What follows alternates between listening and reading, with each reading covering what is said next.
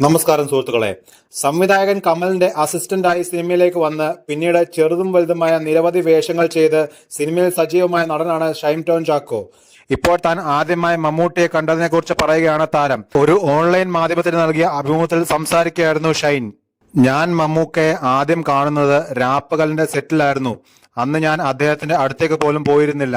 ദൂരെ നിന്നാണ് കമന്റ് അടിക്കുന്നത്. ഒരു ദിവസം മമ്മൂക്ക ഒരു അഭ്യാസം കാണിക്കുകയാണ്. ഞാൻ പെട്ടെന്ന് സിനിമയില്ലെങ്കിലും ജീവിക്കാമെന്ന് കമന്റ് പറഞ്ഞു. അത് 2-3 ആളുകൾ കേട്ടിരുന്നു. പിന്നാലെ മമ്മൂക്ക ഇനി എന്നെ വിളിപ്പിക്കുമെന്നും നാളെ തന്നെ ആ പടത്തിൽ നിന്ന് പുറത്താക്കുമെന്നും ഒരു കരകമ്പി കേട്ടു. ഞാൻ രാത്രി മമ്മൂക്കയുടെ മുറിയിൽ ചെന്ന് ക്ഷമ ചോദിക്കാൻ വരെ തീരുമാനിച്ചു. പക്ഷെ രാവിലെ ചെന്നപ്പോൾ ഇക്ക വളരെ കൂളായി നിൽക്കുന്നതാണ് കാണുന്നത്. ഇക്ക ഇതുവരെ അതിനെപ്പറ്റി ചോദിച്ചിട്ടില്ല. ഷൈൻ ടോം ചാക്കോ പറഞ്ഞു. ജീവിതത്തിൽ താൻ ഏറ്റവും പ്രാധാന്യം കൊടുത്തിട്ടുള്ളത് സിനിമയ്ക്കാണെന്നും മോഹൻലാലാണ് തന്നെ കൂടുതൽ സ്വാധീനിച്ചിട്ടുള്ള താരമെന്നും അഭിമുഖത്തിൽ ഷൈൻ പറഞ്ഞു.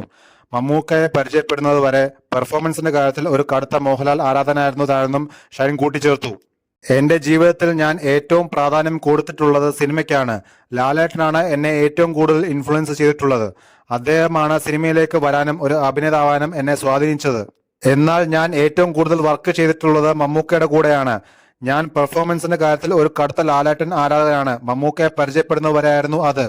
പതിയെയാണ് മമ്മൂക്കയുമായിട്ടുള്ള ബന്ധം ഉണ്ടാവുക, ഷൈൻ ടോം ചാക്കോ പറഞ്ഞു.